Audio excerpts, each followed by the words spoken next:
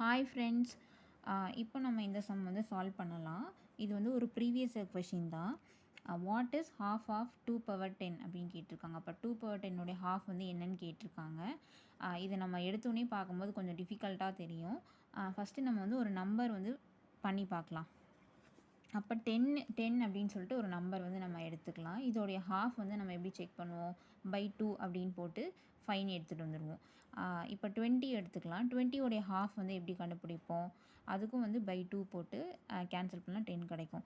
Same அதே மாதிரி தான் இப்போ இதையும் பண்ண போகிறோம். அப்போ 2 power 10/2 அப்படின்னு போட்டுட்டோம். இப்போ இங்கே வந்து 2க்கு மேலே எதுவுமே இல்லை அப்படின்னா 1 இருக்கிறத நம்ம வந்து எடுத்துக்கணும்.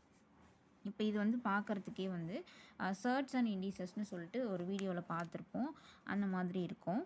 a/m divided by a/n. இது இப்படி எழுதலாம். a/m டிவைடட் பை a/n இப்படி எழுதலாம். இந்த மாடலில் தான் இப்போ இது இருக்குது.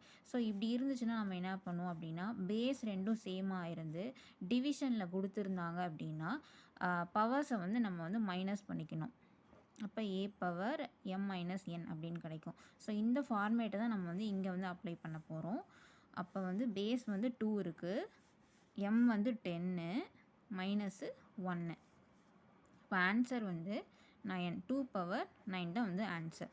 ஸோ இப்படி தான் இந்த சம் வந்து சால்வ் பண்ணணும். நெக்ஸ்ட் வீடியோவில் பார்க்கலாம். உங்களுக்கு பிடிச்சிருந்தா சப்ஸ்கிரைப் பண்ணுங்கள்.